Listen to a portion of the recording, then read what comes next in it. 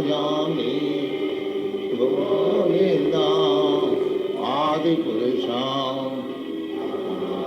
bhajami Govinda Adi Purusham Tamaham bhajami. Thank you.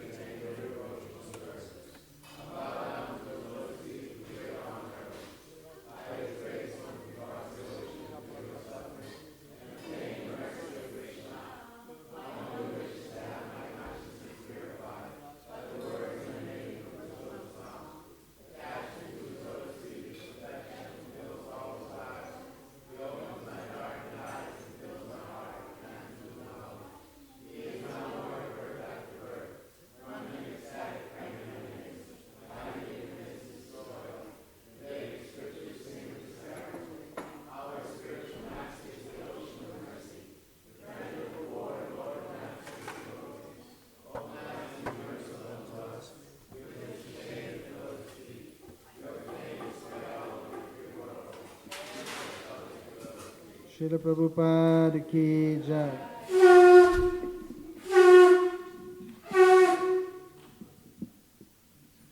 Shri Guru Charana Padma Kevala Bhakati Sadma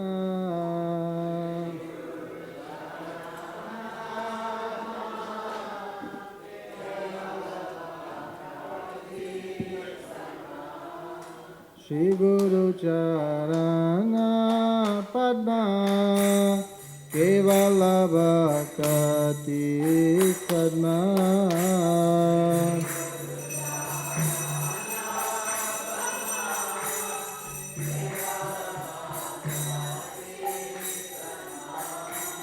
Bando Mui Savanana Mati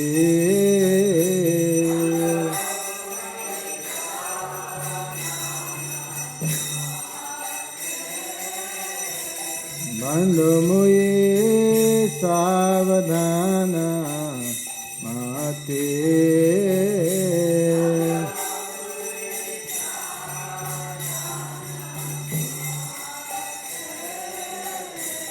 Jara Prasade Bhai E Bhavatori Ajay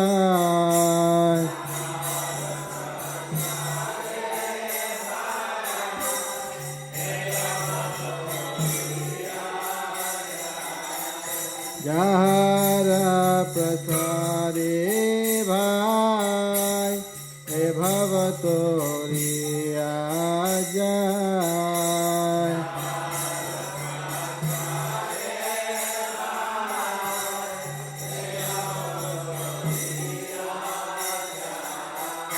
Krishna Prapti Hoy Jai Hoyte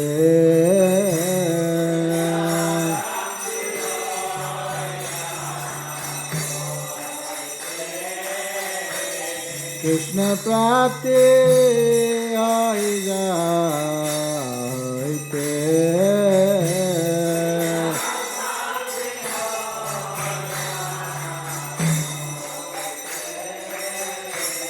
Guru Mukha Padma Vakya Chite Te Koriya Kya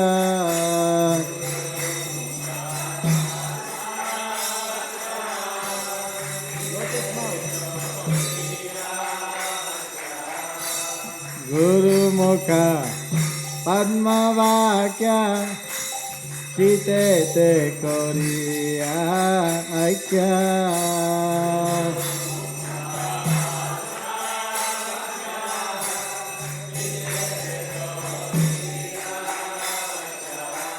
Arana Kori Ho Mane Asha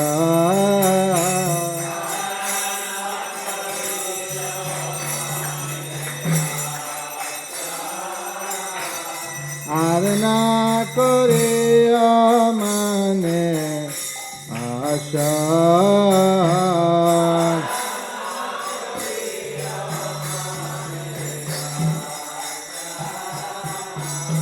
Shri Guru Charane Rati Aise Uttama Gati.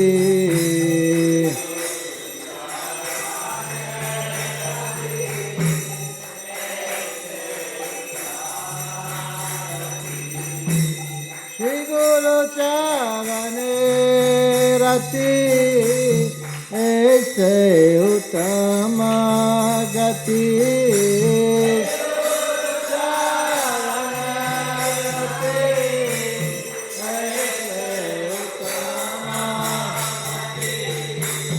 Jai prasare pure sarva asha.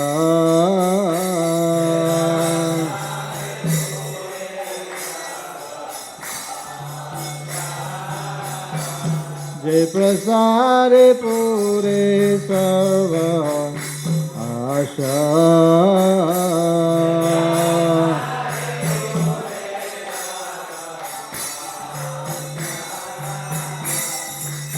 Kuran dillo je jan jan mein Prabhu tera.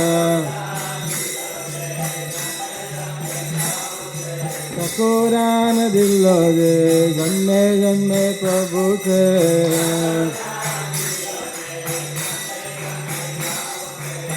Jagyan hriday prakashita.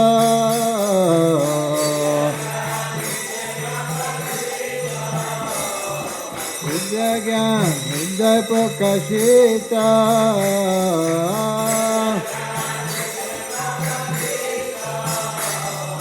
Prema bhakti jaha hoite avidya vinash jate.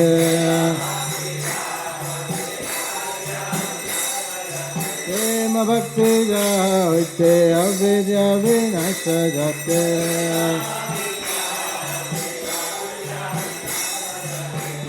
Gai jara charita.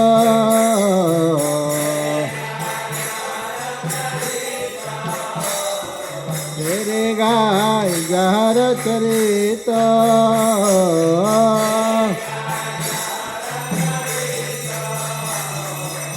Shri Guru Karuna Sindhu Adama Janara Bandhu.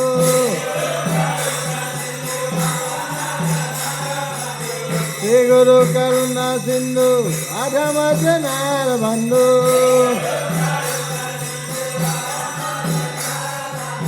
Lokanath Lokere Jivana.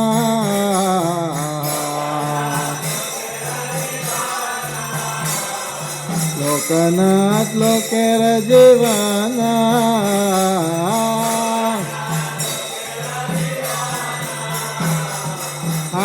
Prabhu karo daya de amore parachaya.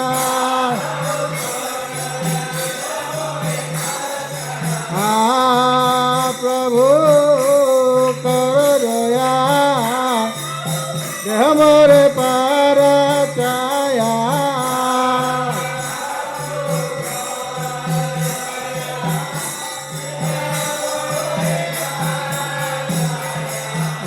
Jasa Gusukhe Bhuvana.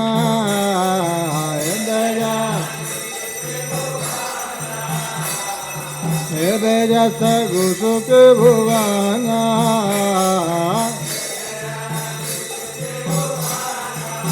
Srila Prabhupada Patita Pavana.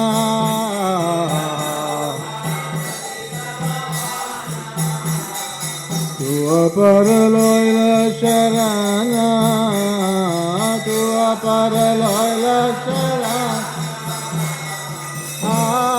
Prabhu karo daya de amore parachaya.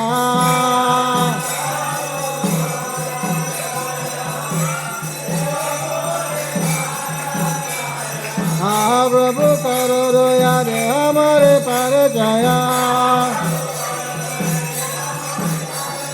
Ebe jasa Gusukhe Bhuvana. Srila Prabhupada Patita Pavana. Jai Prabhupada, Jai Prabhupada, Prabhupada Jaya Prabhupada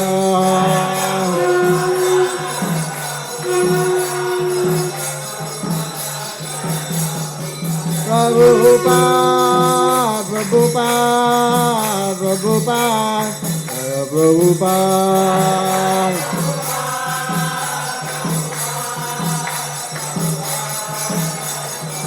Jaya Jaya Prabhupada Prabhupada Prabhupada Jaya Prabhupada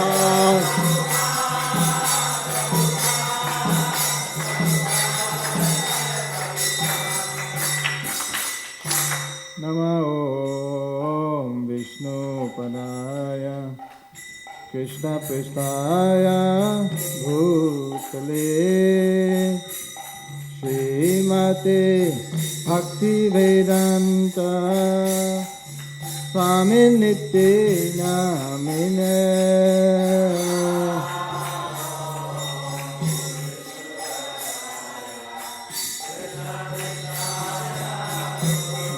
Bhutale Bhakti Vedanta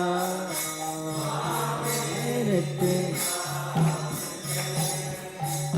Namaste Saraswati Deve Gauravani Pracharine Nirvishesha Shunyavadi Pasatyadi Satarine Namaste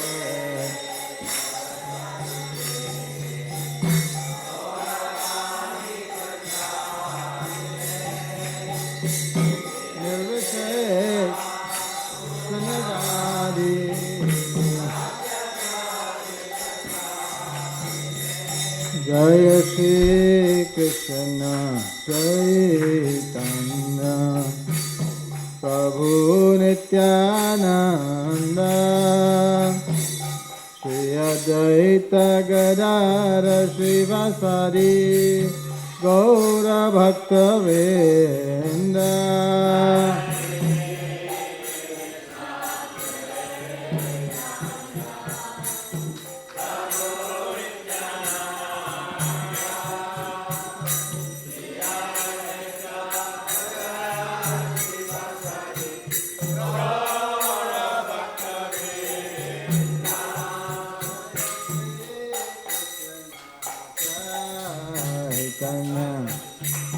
Prabhu Nityananda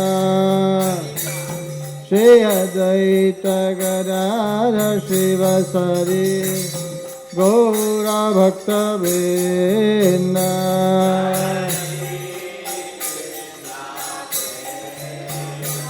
Chaitanya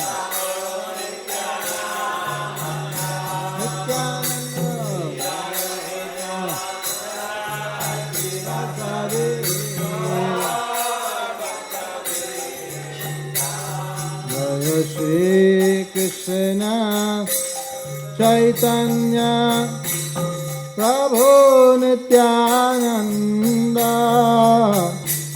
Shri Advaita Gadadhara Srivasadi Gaura Bhakta Vrinda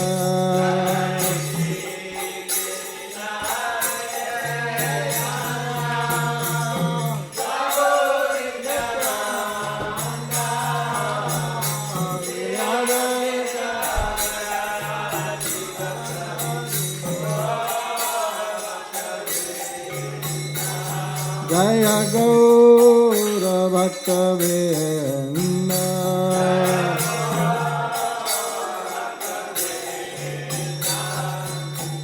Nitai Gauranga Nitai Gauranga Nitai Gauranga Gaurari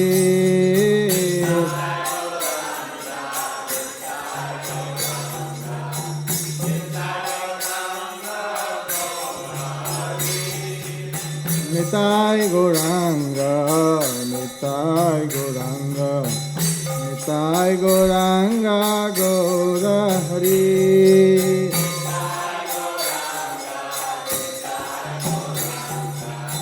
Nitai Sachinandana, Jai Sachinandana, Jai Sachinandana Gaura Hari.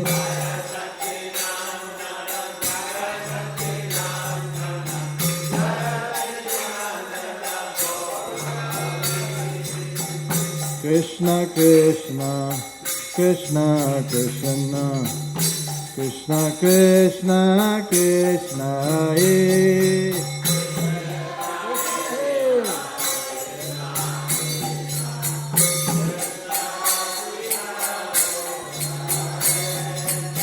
Krishna Krishna, Krishna Krishna, Krishna Krishna, Krishna Hare.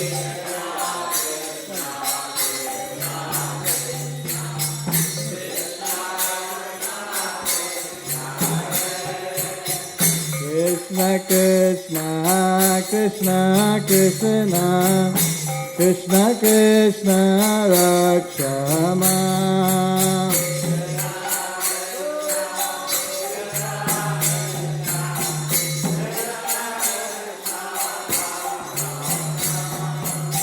Krishna Krishna, Krishna Krishna, Krishna Krishna Parima.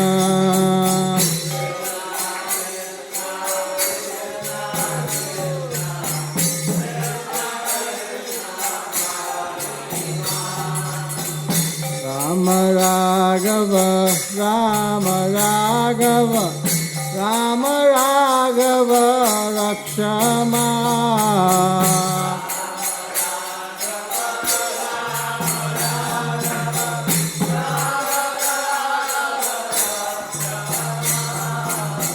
Rama Raghava, Rama Raghava, Rama Raghava Rakshama.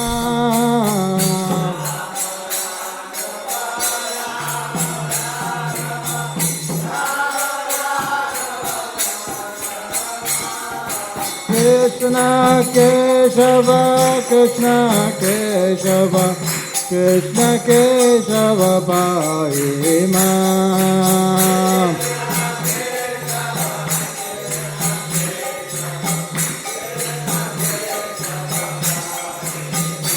Oh Krishna Keshava, Krishna Keshava, Krishna Keshava Parima.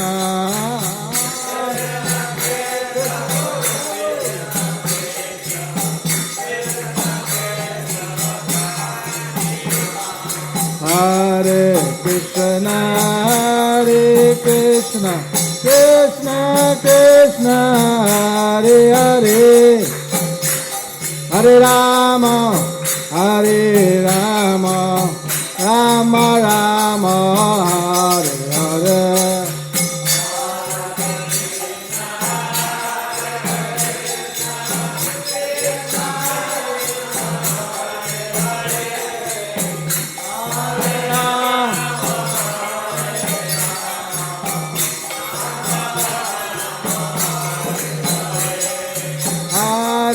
Krishna, Hare Krishna, Krishna Krishna, Hare Hare, Hare Rama, Hare Rama, Rama Rama, Hare Hare.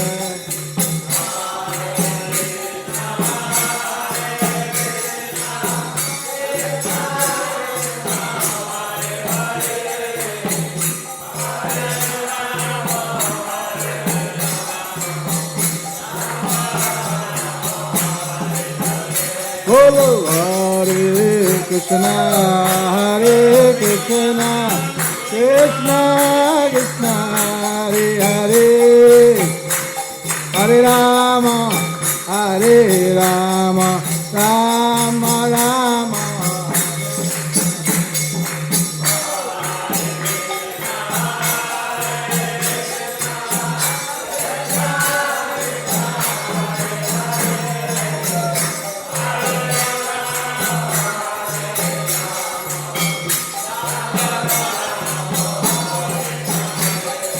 Hare Krishna, Hare Krishna, Krishna Krishna, Hare Hare, Hare Rama, Hare Rama, Rama Rama, Hare Hare.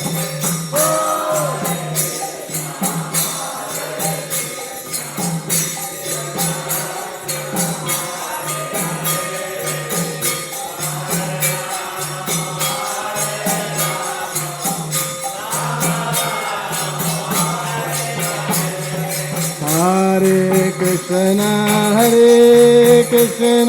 Krishna Krishna, Hare Hare, Hare Rama, Hare Rama, Rama Rama, Hare Hare.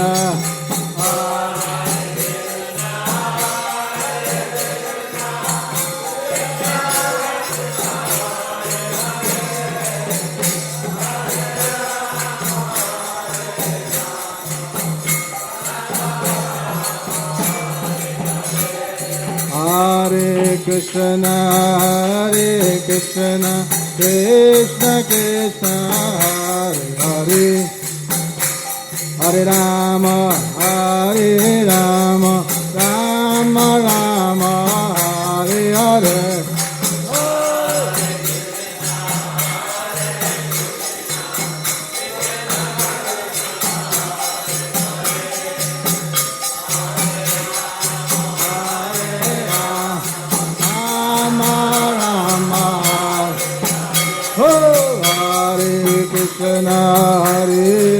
Krishna, Krishna Krishna, Hare Hare, Hare Rama,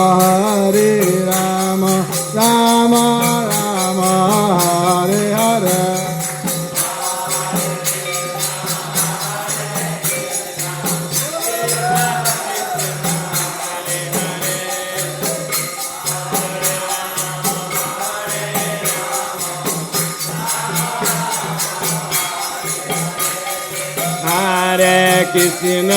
Hare Krishna, Krishna Krishna, Hare Hare, Hare Rama, Rama Rama, Hare Hare.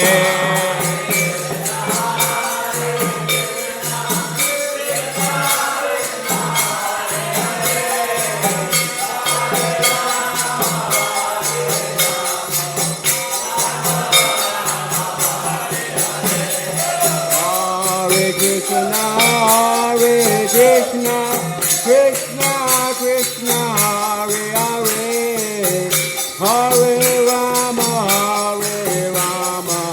Rama Rama, Hare Hare, Hare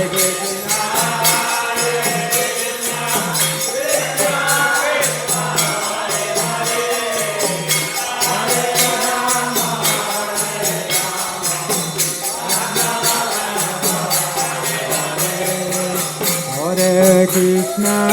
Hare Krishna, Krishna Krishna, Hare Hare, Hare Rama, Rama Rama, Hare Hare.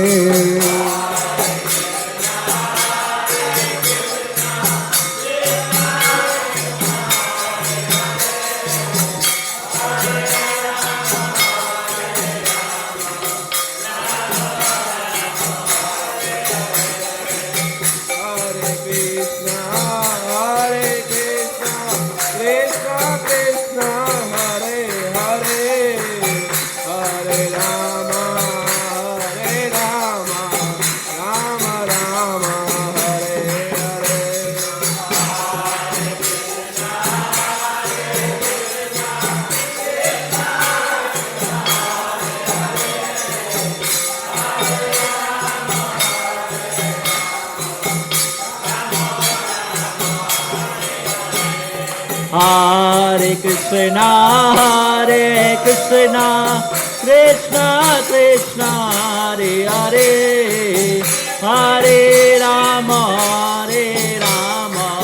Rama Rama, Hare Hare.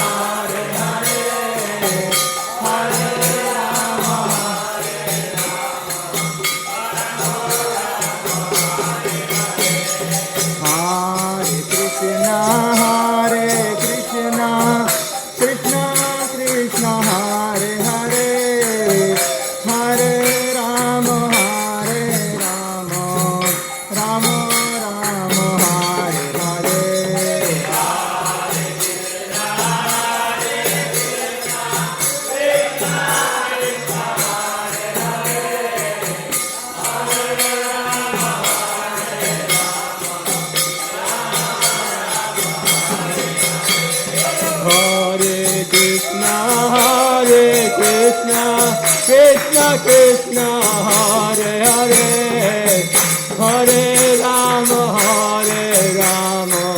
Rama Rama, Hare Hare.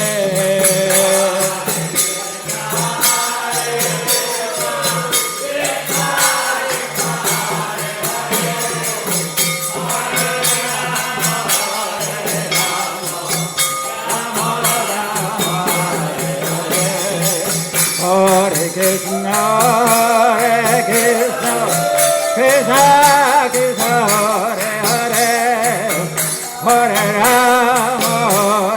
Rama, Rama Rama, Hare Hare.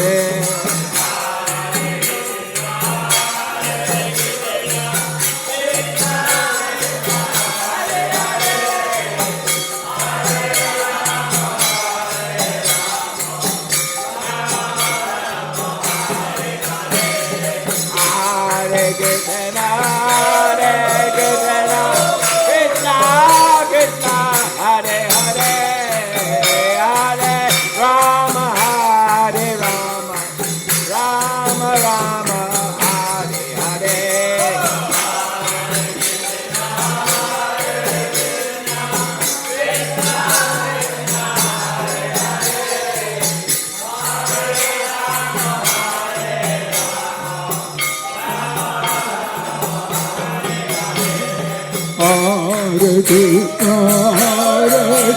Krishna, Krishna Krishna, Hare Hare, Hare Rama,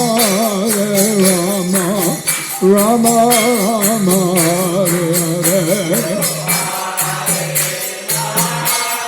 Hare Hare. Hare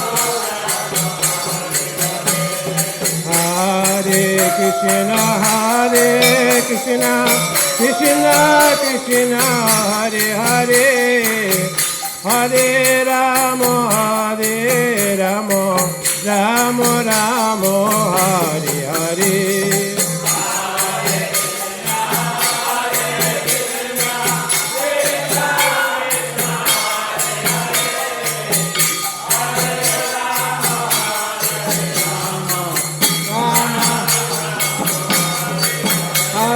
Krishna, Hare Krishna, Krishna Krishna, Hare Hare, Hare Rama, Rama Rama, Hare Hare. Hare Krishna, Krishna Krishna, Hare Hare, Hare Rama, Rama Rama, Hare Hare.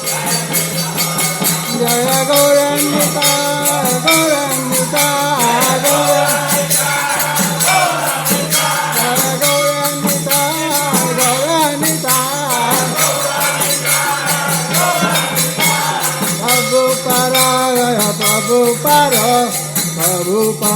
Jaya Prabhupada.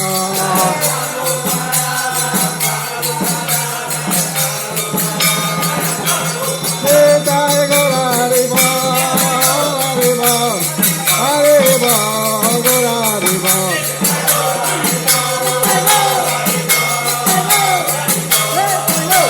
Jai Gaura Haribo, Haribo, Haribo, Gaura Haribo.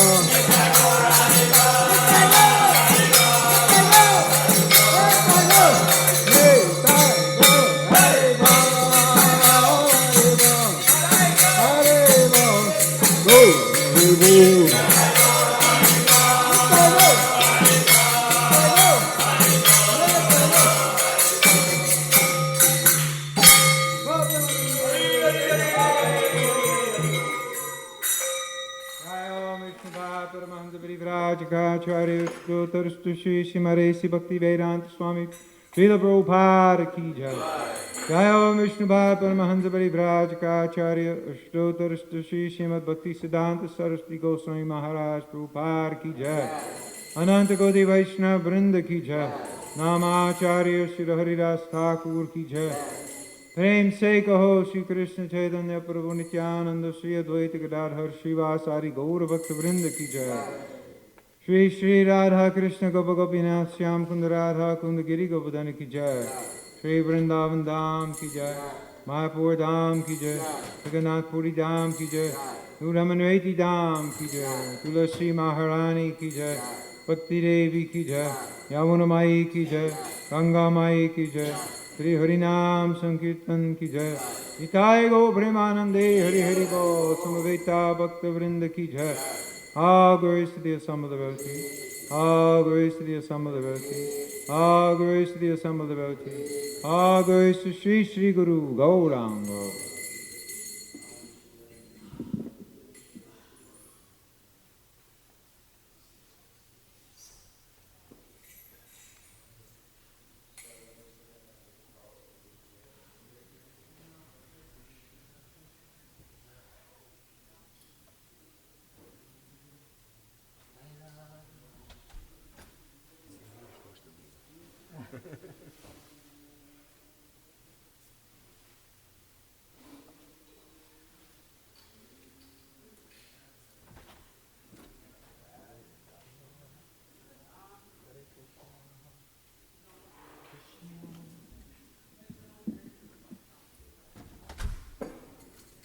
Shri Shri Radhe Shyam Ki Jai, Harinam Sankirtan Ki Jai. So I'm reading from Our Srila Prabhupada, a friend to all. This is by, it was compiled by Mula Prakriti Devi Dasi. She went around India after some years ago, and she was finding out from many of the people who actually knew Srila Prabhupada in those days. So this is one of them. This is Srimati Pishima Prabhavati. She is a disciple of Srila Bhakti Saranga Goswami Maharaj. She was a friend of Srila Prabhupada's sister, Srimati Pishima Bhavatarini. And she resides at Imli Tala in Vrindavan. After Srila Bhakti Siddhanta Saraswati Prabhupada went into Aprakata Leela, many of the Vaishnavas were fighting. At that time, my Guru Maharaj was preaching in the West, in London. So the devotees called Gurudev back, and he came quickly to Calcutta. Near the original mat, they built a new mat. Srila Bharati Maharaj, Goswami Maharaj, and Srila Sridhar Maharaj were all coming to visit there and giving very good Hari Katha. I would go there at this time with my grandfather. This was where I met Srila Prabhupada, who was then Abhay Charan Dey.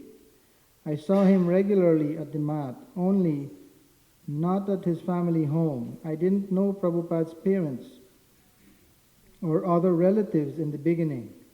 When all the Vaishnavas were quarreling, Prabhupada told me that he would not go to the mat anymore. But then Sridhar Maharaj told him he should go there and stay some time to help. Goswami Maharaj, Srila Prabhupada, Srila Sridhar Maharaj, and Srila Yayavara Maharaj used to meet together, speaking in a very friendly manner, and would often laugh. One time I heard Prabhupada joke to Yayavara Maharaj, "Oh, you are a sannyasi. How can you understand Gopi Bhav, the loving mood of the young female residents of Vrindavan?" The devotees would become so pleased to see those two god brothers associating together like this. These meetings were in Calcutta, and Srila Prabhupada's house was near to Bagh Bazaar. It was after my marriage that I would see him at his house. Once I went with Guru Maharaj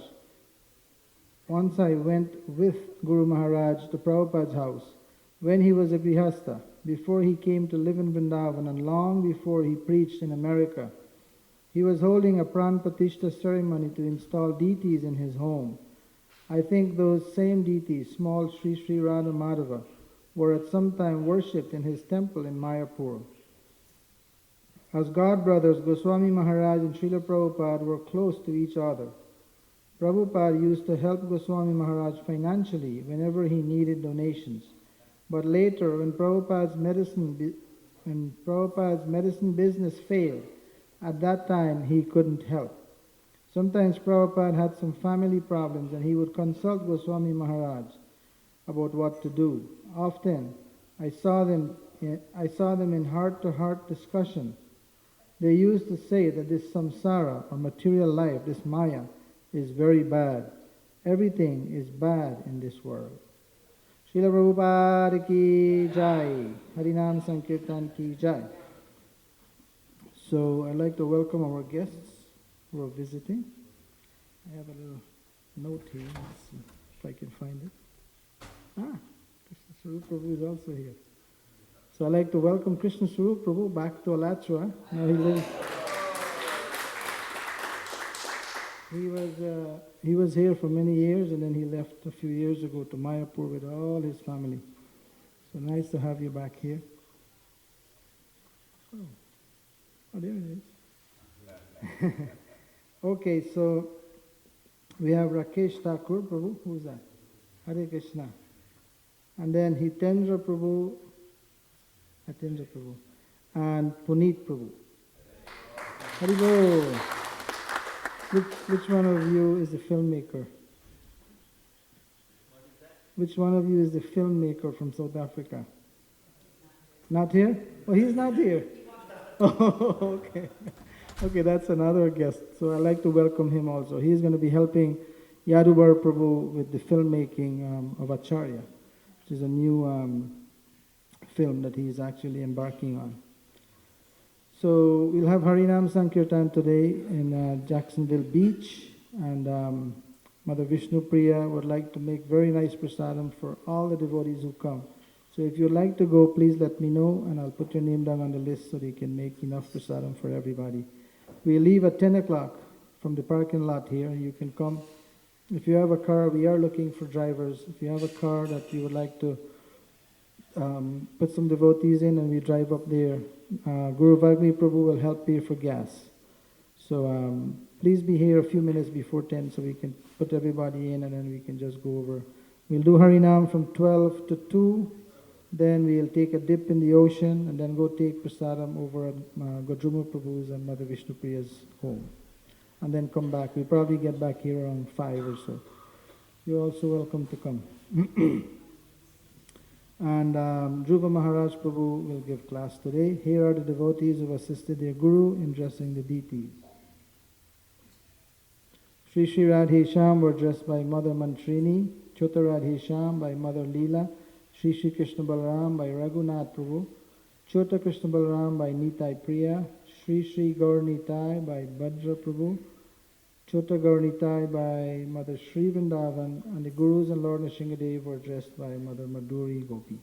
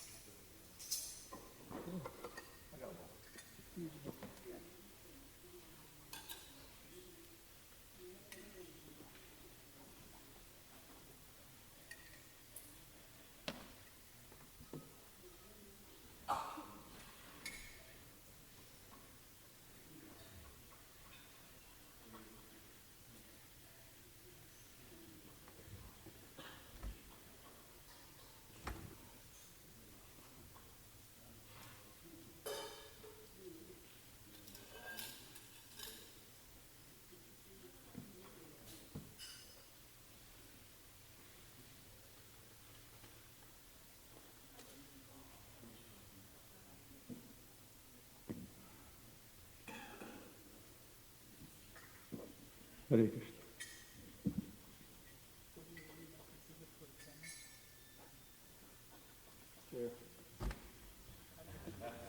back to the camera.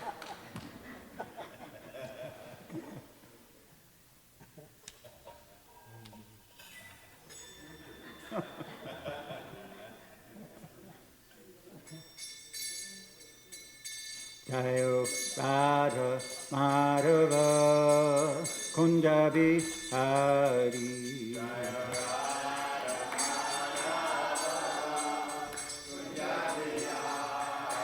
Jayo Radha Madhava Kunjabi Hari.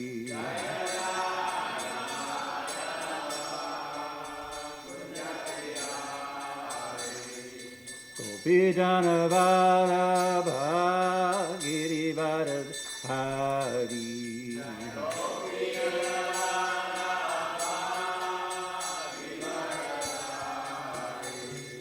Gopijana Vallabha Girivardhari.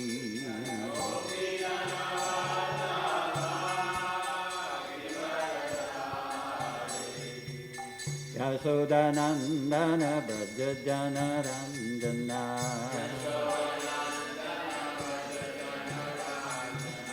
Yasodanandana Brajajana Ranjana.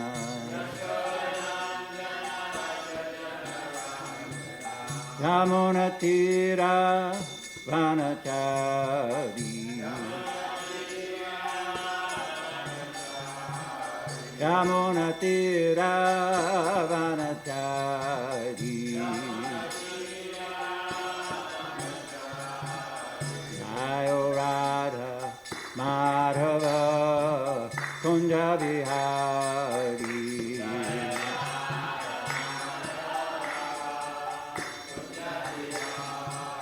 Jayo Radha Madhava Kunja Bihari.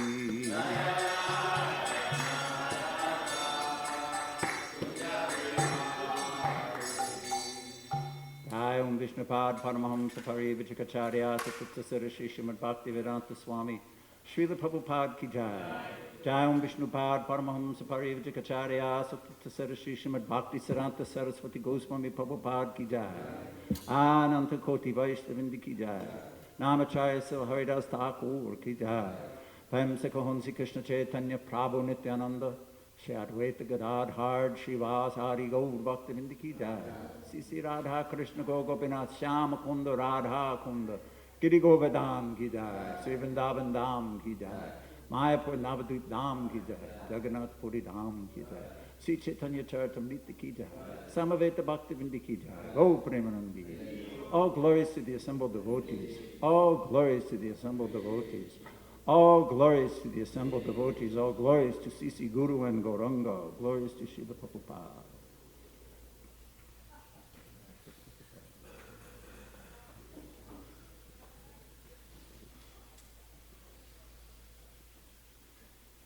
Jaya Jaya Sri Chaitanya Jaya Nityananda.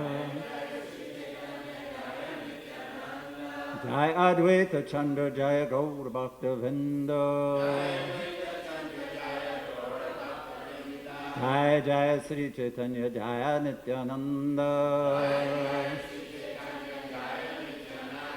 Jaya Advaita Chandra Jaya Gaur Bhaktavinda. Jaya Jaya Sri Chaitanya Jaya Nityananda. Jaya Advaita Chandra Jaya Gaur Bhaktavinda. Today we'll read from Sri Chaitanya Charitamrita Madhya Lila, chapter 8, continuing the talks between the Lord and Ramananda Rai, texts 211 through 214. I'll do 211 through 214, and then we'll do 214 together. Sakyasi Rari Kaya Vraja Kamura Vidhur Hladani Nama Shakti Saram Sapremavalaya Kashalaya Dhala Pushpari Tulya Svatulya Siddhakim Krishnalilamritarasa Nichayar Ulasantyam Amusyam Jatolasa Swasvechach Chatagunam Adikam Shantiyat Tanna Chitram. All the gopis the personal friends of Srimati Radharani, are equal to her. Krishna is pleasing to the inhabitants of Brajabhumi, just as the moon is pleasing to the lotus flower. His pleasure-giving potency, known as Ahladini, of which the active principle is Srimati Radharani. She is compared to a creeper with newly grown flowers and leaves. When the nectar of Krishna's pastimes is sprinkled on Srimati Radharani, all her friends, the gopis, immediately appreciate the pleasure 100 times more than if they were sprinkled themselves. Actually, this is not at all wonderful. That verse is from the Govinda Lilamrita, 10:16, which is also another book by Krishnadas Kaviraj Goswami. Text 212. Yadyapi Shakira Krishna Sangame Nahimana Tatapi Radhika Yatne Karana Sangama. Although the gopis, Srimati Radharani's friends, do not desire to enjoy themselves directly with Krishna, Srimati Radharani makes a great endeavor to induce Krishna to enjoy himself with the gopis. Nana Chale Krishna Prari Sangama Karaya Atma Krishna Sangha Hoite Koiti Sukapaya. Presenting various pleas for the gopis, Srimati Radharani sometimes sends the gopis just to enable them to associate with him directly. At such times, she enjoys a happiness 10 million times greater than that enjoyed by direct association. Let's do 214 together. Anonye Vishuddha Prema Karera Sapusta Tansabara Prema Deki Krishna Haya Tusta Anonye Vishuddha Prema Karera Sapusta Tansabara Prema Deki Krishna Haya Tusta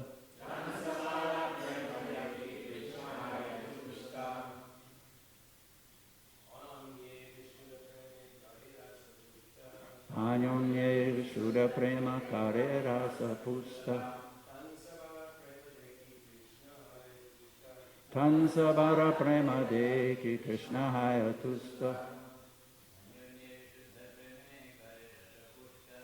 Anonye Vishuddha Prema Karera Sapusta Tansabara Prema Deki Krishna Haya Tusta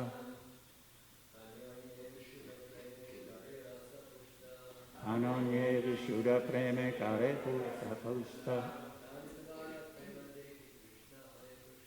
Tansabara Prema Deki Krishna Haya Tusta. Ladies?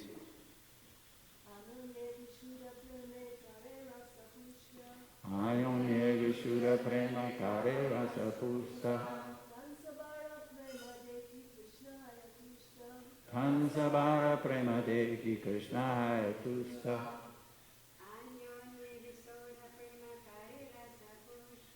Anonye Vishuddha Prema Karera Sapusta Tansabara Prema Deki Krishna Haya Tusta. Anonye, by one another. Vishuddha, transcendental. Prema, in love of Godhead. Kare, makes. Rasa, the mellow. Pusta, nourished. Tansabara, of all of them. Prema, the love of Godhead. Deki, seeing. Krishna, Lord Krishna. Haya, becomes. Tusta, satisfied. Translation. The transcendental mellow, nourished by that mutual behavior and transcendental love, the transcendental mellow is nourished by that mutual behavior and transcendental love of Godhead. When Lord Krishna sees how the gopis have developed pure love for him, he becomes very satisfied. Please repeat. The transcendental mellow is nourished by that mutual behavior and transcendental love of Godhead. When Lord Krishna sees how the gopis have developed pure love for him, he becomes very satisfied.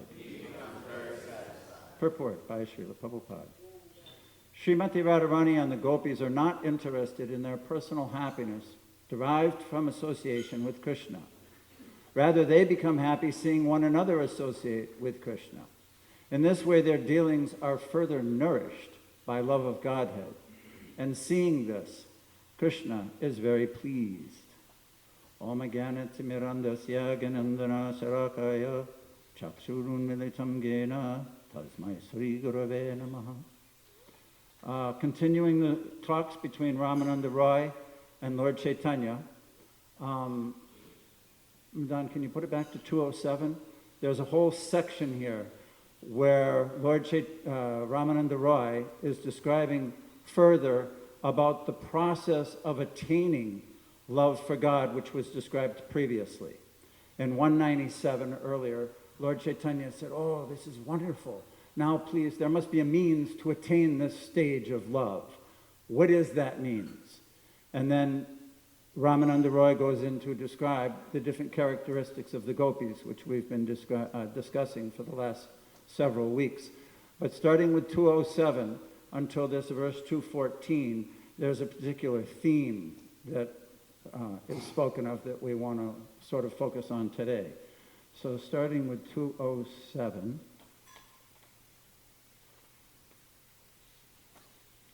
Sakira svabhava eka akantya katana Krishna saha nija lilaya nahi sakirmana. There is an inexplicable fact about the natural inclination of the gopis. The gopis never want to enjoy themselves with Krishna personally. The happiness of the gopis increases 10 million times when they serve to engage Sri Radha and Krishna in their transcendental pastimes. By nature, Srimati Radharani is just like a creeper of love of Godhead, and the gopis are the twigs, flowers, and leaves of that creeper. When the nectar of Krishna's pastimes is sprinkled on that creeper, the happiness derived by the twigs, flowers, and leaves is 10 million times greater than that derived by the creeper itself. The example often given is watering the root of the tree or feeding food to the stomach. What brings more pleasure to the different parts of the body? Squeezing the food with your hand or rubbing it on your face or rolling around in it, or feeding the mouth? Then the stomach gets it, and then everything is nourished. So this example is a very practical application of this concept. By worshiping and helping Srimati Radharani and Krishna engage in their pastimes, the gopis are nourished. That's the example being given. All the gopis, the personal friends of Srimati Radharani, are equal to her. This is the first verse for today. Krishna is pleasing to the inhabitants of Brajabhumi, just as the moon is pleasing to the lotus flower. His pleasure-giving potency is known as a haladini, of which the active principle is Srimati Radharani. She is compared to a creeper with newly grown flowers and leaves. When the nectar of Krishna's pastimes is sprinkled on Srimati Radharani, all her friends, the gopis, immediately appreciate the pleasure 100 times more than if they were sprinkled themselves. Actually, this is not at all wonderful. Although the gopis, Srimati Radharani's friends, do not desire to enjoy themselves directly with Krishna, Srimati Radharani makes a great endeavor to induce Krishna to enjoy himself with the gopis.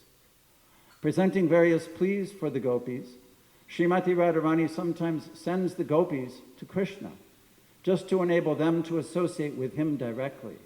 At such times, she enjoys a happiness 10 million times greater than that enjoyed by direct association. The transcendental mellow is nourished by that mutual behavior and transcendental love of Godhead.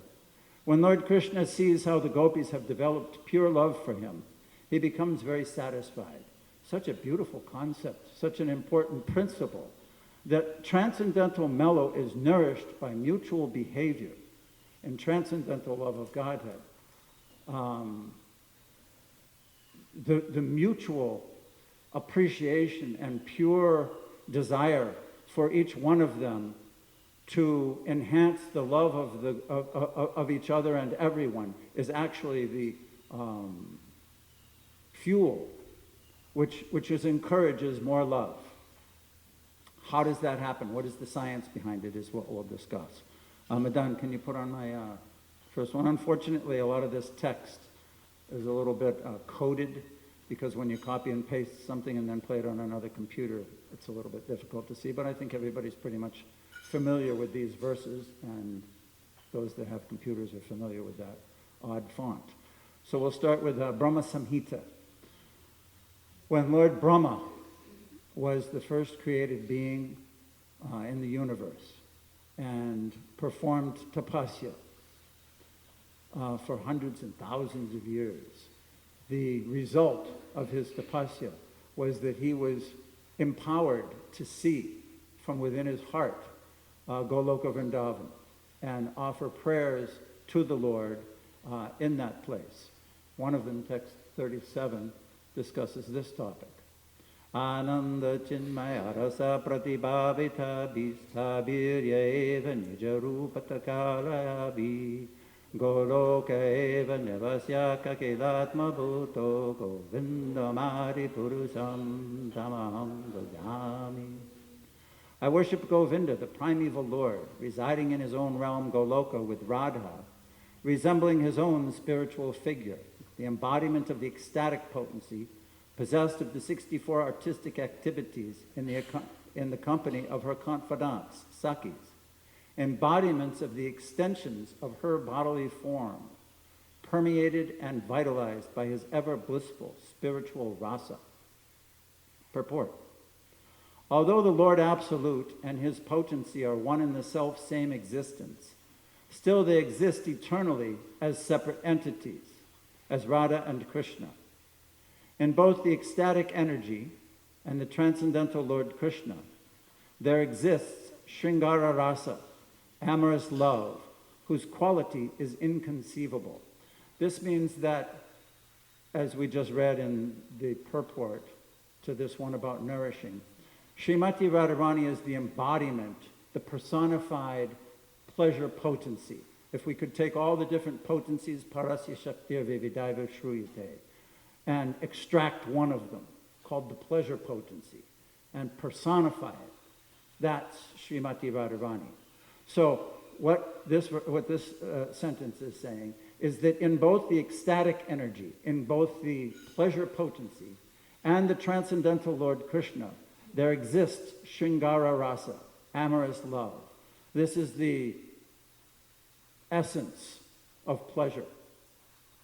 Just like if you have, they get essential oils out of something, it's or like ghee is the essence of milk. It's ultimately the ingredient from which it manifests, and it's the core element. So Sringara Rasa, enjoyment in conjugal affairs, is the embodiment of the highest pleasure. The vibhava, or extension of that rasa, is twofold. That is alambana, the prop, and the udipana, stimulation. Of these, alambana is twofold: ashraya, supported, and vishaya, supporter. Ashraya signifies Radhika herself and the extensions of her own form. And vishaya means Krishna himself. We've discussed this several times in the last few weeks.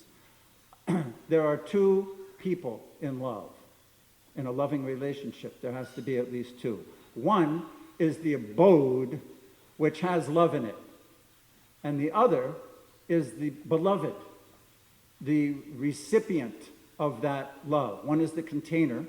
That's called the ashraya. That's the container of the love. And the vishaya is the person upon whom that love is bestowed. So Radharani is the ashraya in this circumstance. She's the abode of the love. And Krishna and her gopis, her friends, her extensions. It's describing here that they're actually extensions of her bodily form. Just like a tree has its trunk, and then it has branches, and then it has littler branches, and then it has like buds and flowers and leaves. Those are the extensions of the trunk. So similarly, all the different gopis are extensions of Srimati Radharani. So just as we would use that example to start with, when the root of the tree is nourished, then the whole body of the tree becomes nourished and pleased and experiences as a whole. So when Srimati Radharani and her friends, especially Srimati Radharani, when she enjoys with Krishna, all the different pleasures, sometimes it's even described in rather esoteric texts, that if Krishna bites Srimati Radharani's lips or scratches her, sometimes even the manjaris, the gopis, her different assistants, somehow experience that pleasure. Krishna is Govinda, the Lord of Goloka. The gopis are the facsimile ashraya, abode of that rasa. With them, Krishna indulges in eternal pastimes of Goloka. This describes the pleasure potency, ahladini, and its essential components. Next one is a verse which describes how the two separate entities are actually one entity. Radha Krishna pranaya vrittir hladini shakti rasmad ekatmanavapi bhuvi puradeha bedam gototo chaitanyakam prakatam adhunak tadvayam chaityakamaptam Radha bhava jyoti suvalitam noni Krishna swarupam. Hey, Krishna swarupam. Nice. The loving affairs of Sri Radha and Krishna are transcendental manifestations of the Lord's internal pleasure-giving potency. Although Radha and Krishna are one in their identity, previously they separated themselves. Now these two transcendental identities have again united in the form of Sri Krishna Chaitanya.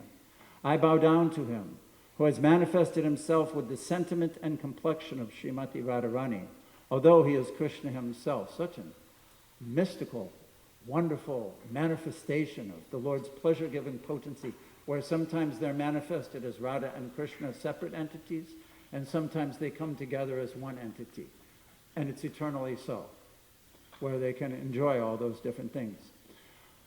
Getting back to this element of mutual appreciation and the concept that is being described where Srimati Radharani, even Srimati Radharani, sometimes makes arrangements for other gopis to enjoy Krishna. I want to drill into that vein a little bit from the Chaitanya Charitamrita. This is just reading, Madame, those aren't there. This is a description of the last of Chaitanya Mahaprabhu's Shikshastaka prayers.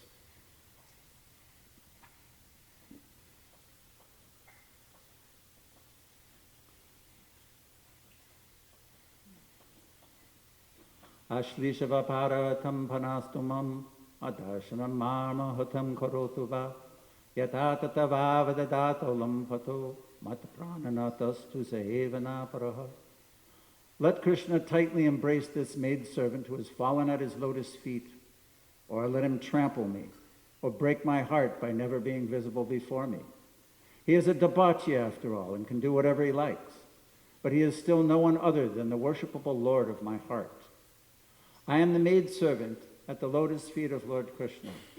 He is the embodiment of transcendental happiness and mellows. If he likes, he can tightly embrace me and make me feel oneness with him, or by not giving me his audience, he may corrode my body and mind. Nevertheless, it is he who is the Lord of my life. This is Srimati Radharani. Lord Chaitanya is in Gambhira at this particular description.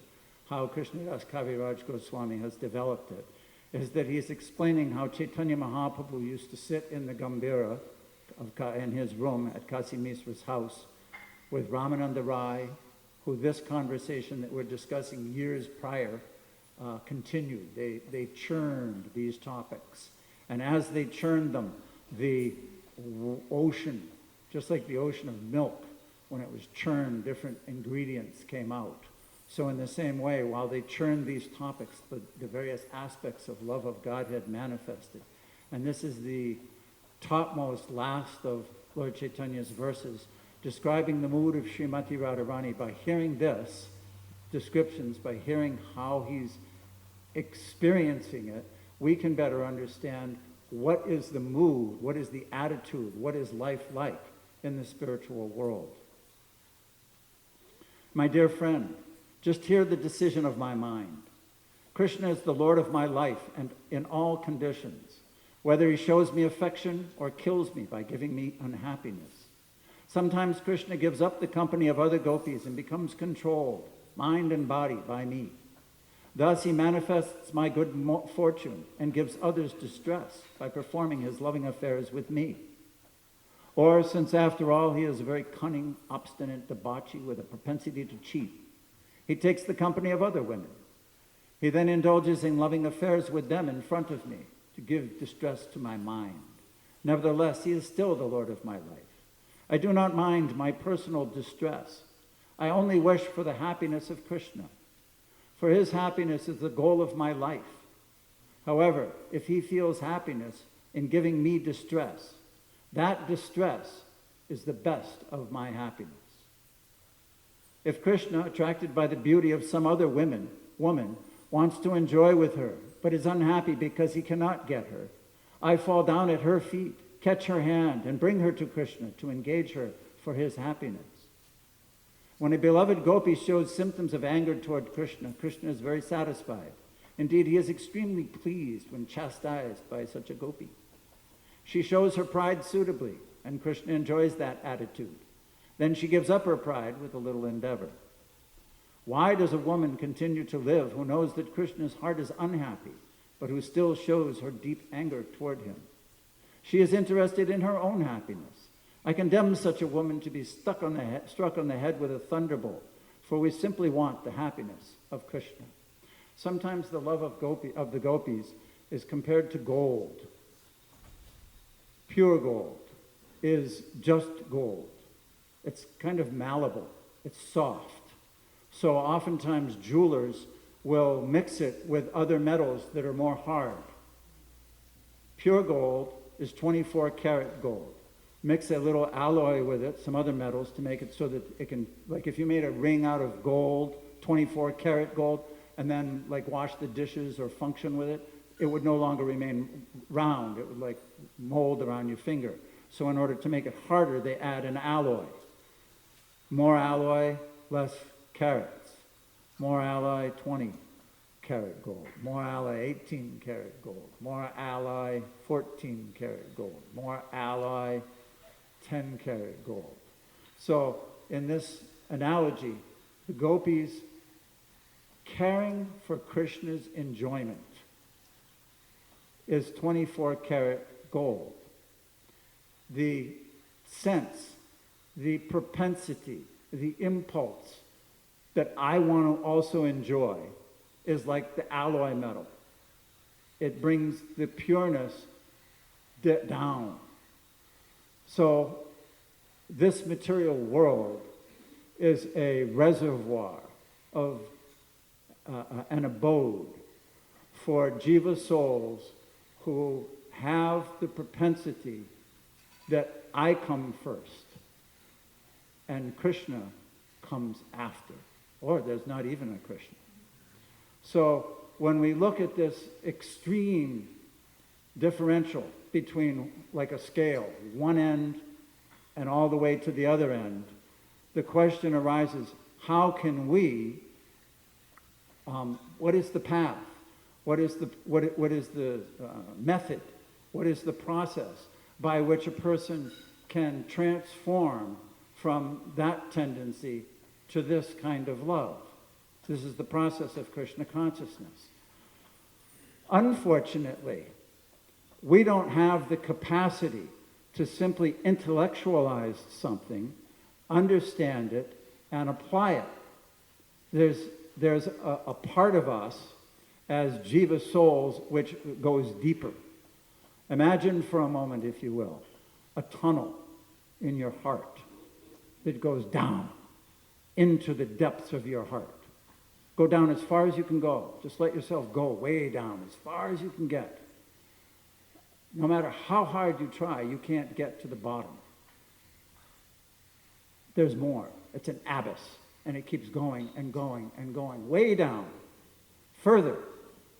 When we get to the core, that's where our problem lies. That's where our impulse to enjoy lies. And the entire process of Vedic culture. Now, what's beautiful is that we'll create a whole circle, right back to the very beginning of when Ramananda Roy and Lord Chaitanya began to speak. Lord Chaitanya said, what is the goal of life and how does one attain it? And Ramananda Roy described Varnashrama Avacharvata. One simply does his duty.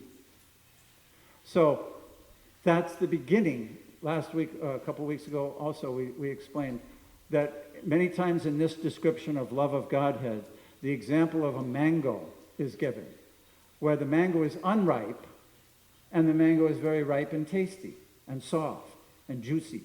It's the same fruit.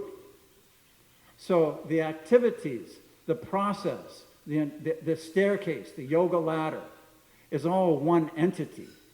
But there are immature and more mature layers and steps to it.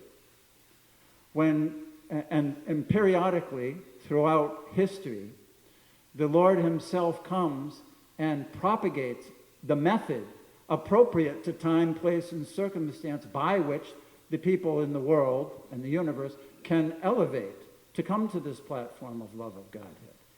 Paritanaya sadhunam vinasaya chaduskritam dharma samstarpanathaya sambhavami yuge yuge. Dharma samstarpanathaya means that there's a dharma, there's an activity, a yuga dharma, which Krishna establishes. And by following that, then we have a remedy for the problem at the core of the issue. And that's what needs to be changed. It's not simply performing rituals and physical activities. You do the same thing every day like a robot. That won't change that part of the heart. It's a whole culture. It's music, it's dance, it's cooking, it's association, it's kirtan, it's life. So how do we practically apply that is a beautiful path.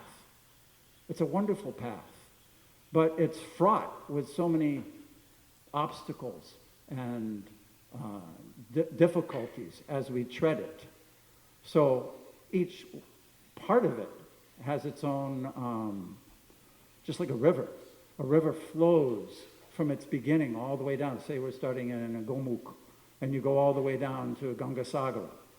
Wherever you are on that river, say you got a boat, and you started floating at the source of the Ganges in the Himalayas, and you're flowing down and coming down into Rishikesh and Hardwar, and then all the way down through the whole Gangalic plain all the way to Calcutta, where you meet the ocean. There's so many different features along that path. So I want to go back and show how fundamentals are always important. Right now there's a lot of sporting events. So I look at any news thing, and there's like the World Cup in Brazil, there's the hockey is playing the Stanley Cups, the basketball is playing their finals, all kinds of things. These people, their abilities are viewed by the entire world as watching these abilities in these people that are the epitome of that particular activity.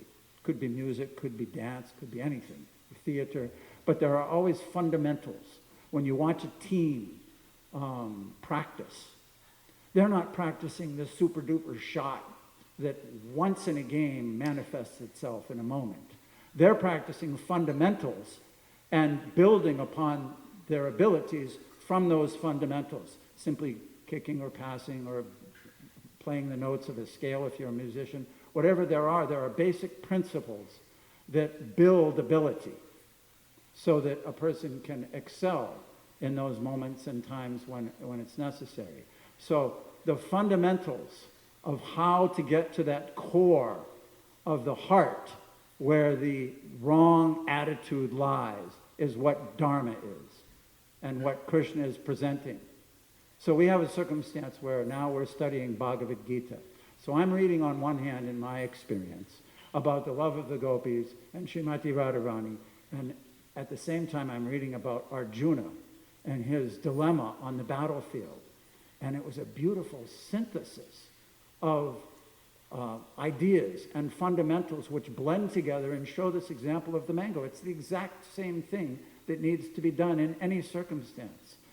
So Madonna, I'd like to read some of those. BG 238. Sukha dukkha same kritva lava lavo jayo jayo tato yudhaya yudhyasva naivam papam avapsisi. Do thou fight for the sake of fighting, without considering happiness or distress, loss or gain, victory or defeat. And by so doing, you'll never incur sin. How can a person act without desiring to enjoy? How can a person act without the desire for victory? Why play? Why play the game if you're not going to enjoy the victory of the celebration of the champagne or whatever they use? Charnamrita in our case. Purport. Lord Krishna now directly says that Arjuna should fight for the sake of fighting, because he desires the battle. Because he desires the battle. Arjuna's situation is that he has decided, I don't want to fight. Now, it's the same thing, isn't it? We're back to the same core issue. I want to enjoy. I want to do it this way. No, you have to do it this way in order to get to that love. If you want to taste that love, then you have to change. So the fundamental is, rather than considering my own enjoyment, my own gain or loss, victory or defeat, happiness or distress, then what happens? I have to transfer my attitude, change my attitude, adjust my attitude to that which says, no, I will do this because Krishna wants it. Repetitive activity of that fundamental will bring about that change. Text 30, 330. Mai sarvani karmani sanyasyadhyatmachetasa nirasya nirmamo bhutva yudhyasva vigata dvara. Therefore, O Arjuna, surrendering all your works unto me, with full knowledge of me, without desire for profit, with no claims to proprietorship, freed from lethargy, fight. It's incredible the way he goes through the different layers of what might be a resistant. And then says, without lethargy. In other words, you don't just, okay, yeah, I'll do it. No, it has to be without lethargy. Love doesn't mean lethargy. Love means inspiration, enthusiasm, desire to please the other. Nice purport, which is, first sentence is incredible. This verse clearly indicates the purpose of Bhagavad Gita. The Lord instructs that one has to become fully Krishna conscious to discharge duties, as if in military discipline. Such an injunction may make things a little difficult. Nevertheless, duties must be carried out with dependence upon Krishna, because that is the constitutional position of the living entity. The living entity cannot be happy independent of the cooperation of the Supreme Lord, because the eternal constitutional position of the living entity is to become subordinate to the desires of the Lord. The cashier may count millions of dollars for his employer, but he does not claim a cent for himself. Similarly, one has to realize that nothing in this world belongs to any individual person, but that everything belongs to the Supreme Lord. That is the real port of Mai, unto me. And when one acts in such Krishna consciousness, certainly he does not claim proprietorship over anything. This consciousness is called nirmama, or nothing is mine. And if there is any reluctance to execute such a stern order, which is without consideration of so-called kinsmen in the bodily relationship, that reluctance should be thrown off. In this way, one becomes vigata dvara, without feverish mentality or lethargy. Everyone, according to his quality and position, has a particular type of work to discharge, and all such duties may be discharged in Krishna consciousness, as described above. That will lead one to the path of liberation. And finally, in the end of the Bhagavad Gita, Manmanavabamad bhakto madhyajimam namaskuru mame vaisyasi satyam te pratijane priyosi me. Always think of me, become my devotee, worship me and offer your homage unto me. Thus you will come to me without fail, I promise you this, because you are my very dear friend. Purport. The most confidential part of knowledge is that one should become a pure devotee of Krishna and always think of him and act for him, just like Srimati Radharani does in this verse. One should not become an official meditator. Life should be so molded that one will always have the chance to think of Krishna like Srimati Radharani and the gopis. One should always act in such a way that all his daily activities are in connection with Krishna. He should arrange his life in such a way that throughout the 24 hours, he cannot but think of Krishna. So it's the same principles. It's the same flow. But you can see the example of the mango, how somebody is on one level and another's on another. So when I read this, and Srimati Radharani's mood of desiring to enthuse the others to help Krishna, I was thinking back to all that I've read. And I was trying to remember circumstances where because usually we read about the jealous anger and the man of Srimati Radharani, where she's upset that Krishna has gone to another gopi. But here, he's describing a different mood. So I asked Samapriya, gave her an assignment. Find me a pastime where Radharani made arrangements for the other gopis. So now we can read a nice little example of that. This is from the Krishna Bhavanamrita by Vishwanath Chakravarti Thakur, which describes Krishna's daily pastimes, his Astakaliya Lila. And what's happened in this part of the pastime is that Radha and Krishna have had time of privacy in a kunj and had loving exchanges together. And we pick up right after that event.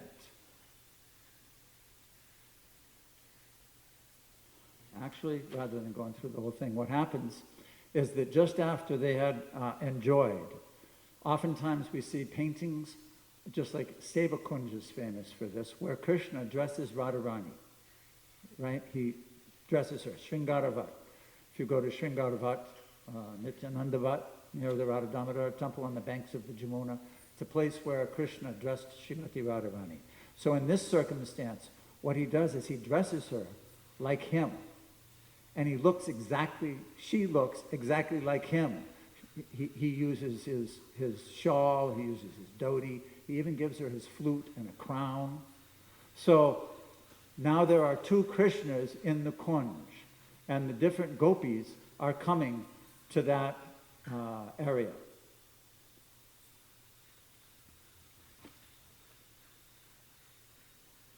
Then the Sakhis said to Krishna, thinking him to be Radhika. They get mixed up. They don't know who is who. What happened is that Srimati Radharani, while Krishna is dressing her, she just sat there in ecstasy. She was just letting Krishna dress her. And she got some Rudraksha beads and she began to meditate and chant. So she's chanting japa, but she looks just like Krishna. And Krishna is looking like Krishna, but he's acting like Srimati Radharani. So they can't figure out who's who. Who is who? Now put on your own dress again, Radhe. What is the use of any more trickery? Come out of the kunj. Let Krishna sit here on his kusa seat practicing his mantras. We're going home. We've wasted so much time. Oh, what a mistake. Have we left home? We must have left home at an inauspicious moment to make this happen. As Lalita said this, Krishna, who had practiced Radhika's voice and bashfulness, said, "Oh, Lalita, whatever mishap happened to me today should not even be spoken out loud. I will whisper in your ear in a lonely place. Sakhi, you are my only shelter." So she's saying that she's bashful, and saying, I can't possibly describe to you what just happened in our lovemaking. But if we have a private situation where I feel secure, then we can discuss this more intimately. When the Sakhis heard Krishna speaking in Radhika's voice, they had no more doubts that he was her, and they surrounded her. When he wanted to take one Sakhi to another place, touching her with his hand, that Sakhi was startled and said, "Oh, Radhe, your hands, fingers, feet, eyes and cheeks, forehead, ears, and every limb feel just like Hari's. Only your voices remain the same. How did this happen?" But they did not ask why the touch of her body caused the same erotic sensations as the touch of Krishna's body did. They thought that Krishna could naturally transfer this ability on another person's body also. So when Krishna touches one of the gopis, their ecstasy manifests. So Krishna touched her, and it was the same as him touching her, although she thought it was Radharani. Then Krishna, playing Radhika, said, "Oh, I don't know what Krishna did after he hypnotized me with these mantras, but listen to what I saw much later, when I came back to consciousness. Krishna took some water in his hand for Achman. He curled his lips and blew that water thrice. Then he smeared my whole body with it, with this water, although I tried to stop him. Fortunately, that water didn't touch my throat, as I kept my mouth closed, and that's why my voice remained the same. I was amazed to see that I had taken Krishna's form. Then Krishna sat on his kusa mat again, practicing his mantras. Whatever else happened cannot be said openly, but I can also not keep it to myself. If I find any of you alone, then I will tell it. I'm too shy to speak it in front of all my Sakis." Hearing this, all the Sakis said, "Oh, Radhe, we are your intimate friends. Why should you be so shy before us?" But Krishna, playing Radhika, remained motionless and silent, so all the Sakis went out in a bewildered state, leaving only Lalita behind. The Sakis outside thought, "If we cannot hear it, then no problem. We'll ask Lalita everything when she comes out." With this faith, they all waited outside while Krishna entered the kunj with Lalita, where he embraced her, drank the nectar of her bimbo-like fruit lips, and pulled her blouse, girdle, and breasts. Lalita said, "Oh, Saki Radhe, what are you doing?" Krishna said, "Oh, Saki, this is the secret I wanted to tell you. This is what Krishna did to me. I'm too shy to tell you, so I'll just enact it for you." Then Krishna began to speak with Lalita in his own voice and enjoyed with her. Wasn't there erotic mood enriched with the rasa of laughter and astonishment at this time? Lalita consulted Hare for a few moments, and then she came out quickly and went outside, where she blissfully told Vishaka, Come quickly, and inquire from Hare what happened." When Vishaka came to Krishna, Lalita made her experience the same as what she had experienced. After that, Vishaka called Champakalata in. Champakalata, Chitra, and so many other Sakis were all gradually enjoyed by Madhusudana. When the Sakis met each other outside again, they were not at all shy about the signs of Krishna's lovemaking on their bodies, and they were in all the same condition. There was no contradiction between them. This is a nice example of how the gopis were helping one another to experience intimacy with Krishna. When I was talking with Sama, there's so many different examples of it.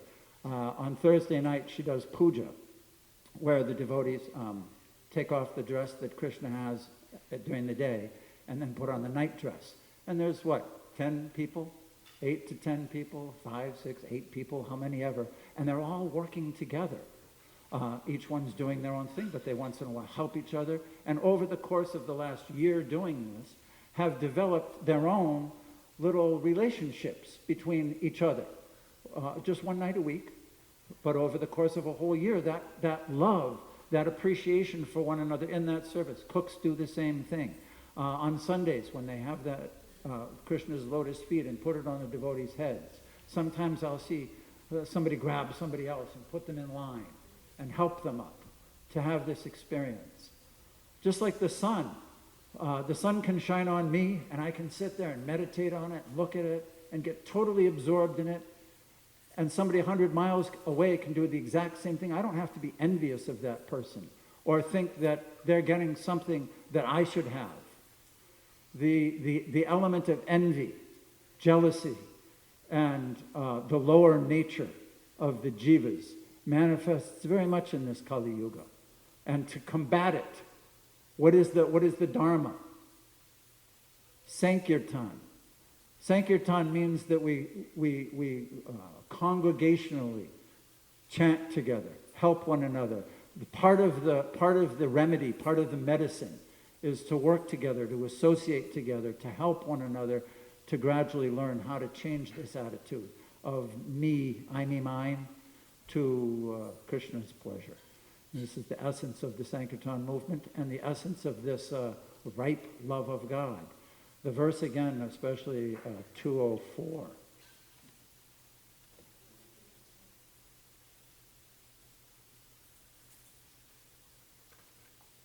Oh, sorry, 211. What did I read? 212. 214.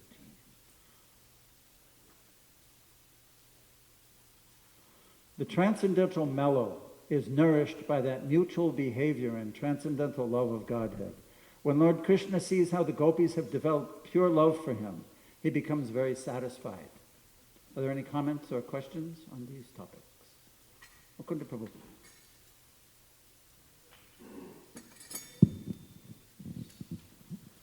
Yes, this like Leela, these things will only happen though within the Paksha of Radhika. They'll only happen within the Paksha of Radhika. So among her own Sakis, and hardly ever with Manjaris, because Manjaris don't have any mood to separately enjoy. But to Lalita, Vishaka, Champatalatka, Induleka, Sudevi, like this, happen. But this doesn't extend to Chandravali and her party. No. So just want to Yeah, clear, so nice. people, so it's not that all gopis get in this category, only Swapaksha of Radhika. Nice. Another nice synthesis of Bhagavad Gita and this mood of what you're reading is that some acharyas have explained that when Krishna came to Kuruksetra, that many levels of Bhagavad Gita were existing.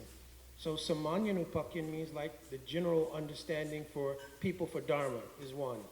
But Sarvaguyata means Krishna's own inner feelings at that time. So when he came to Kuruksetra, he had Udipan, we talk about stimulus, he had Udipan of remembering when he met Brijabasis there. So Krishna told the whole Bhagavad Gita also as a catharsis to Arjuna in code about how he was feeling having felt separation after remember meeting Brijabasis here, and the Brijabasis had to go back from Kuruksetra again and they were separated. Because that meeting took place during the solar eclipse prior to the battle of Kuruksetra. So when Krishna arrived there, he remembered this place, how he met Brijabasis there, and how at the very end they had to go back. So that time he was feeling so much separation in his heart, that came in the heart of Arjuna. But because Arjuna, like Uddhava, is not Brijabasi, he couldn't digest what it was, but he suddenly felt overwhelmed. Wow, I'm feeling really strange. I don't feel like fighting. Take me in the middle, let me see who's here. So all these feelings came in the heart of Arjuna in this way, and it gave a reason and a platform for Krishna then to describe his own feelings in code to Arjuna over the course of Bhagavad Gita about how much separation he felt, what to do about it, so forth, so on. It's amazing in the absolute truth how there are different features. Vadanti tat tat vavidas tat vamyad jnanamadvayam brahmeti paramatmeti bhagavaniti. Same thing, same element, same absolute truth, but different features. So thank you. Madan Prabhu? Coming back to here, well, Srila Prabhupada, in the Nectar of Instruction, he talks about tatati priyatati, the 6 types of loving exchanges between devotees. And he says this nourishes our society. Oh, nice. Yes. So that's a nourishment. Same principle. Yeah, Wonderful. the nourishment. Nice. Sangatha Prabhu? Hare Krishna, thank you, Prabhu. Do we know where the word mellow came from?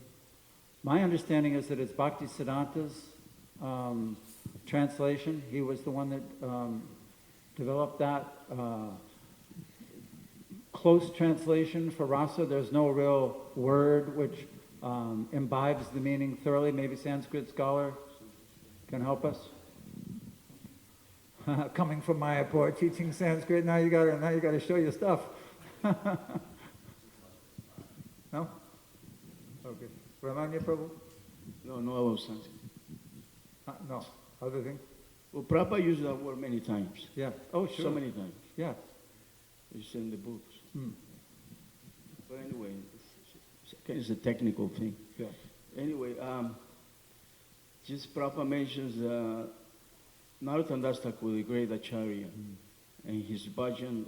He says he's a great authority. His bhajan is supposed to be accepted like Vedic, from the Vedic literature point, great instructions. And in Savaranasi Gora Mahima, there's Narada is singing, the pastimes of Radha and Krishna, very, very intimate pastimes. Yeah. And Prabhupada it says, if one takes shelter in the two lotus feet of Lord Chaitanya, the Gorangera Duti Yardana Sampada, Seyana Bhakati Rasa Rasa. If one simply accepts the two lotus feet of Lord Chaitanya Mahaprabhu, he will be able to understand the pastimes, intimate pastimes of Radha and Krishna. And Prabhupada said this very simple process. In the translation, Purport Prabhupada explains this very simple process, simply by chanting and dancing and eating Krishna Prasad. The heart becomes purified. So then he gives the example like Lord Chaitanya Mahaprabhu. He preached in Jagannath Puri, he was chanting and dancing. And the boys weren't tired and they eating prasad. Even King Patraparudra made arrangements, thousands of people to supply prasad for them in Jagannath Puri temple. Prabhupada said that's the process, a very simple process. And the three intimate associates of Lord Chaitanya, Nitya Siddha, Sadhana Siddha, and Kripa Siddha. So they achieve the perfection. They are intimate associates. You cannot be intimate associate of Lord Chaitanya, and you cannot understand. The only way to understand the intimate pastimes is by becoming perfect, achieve the perfection of human life. And there's no simple process.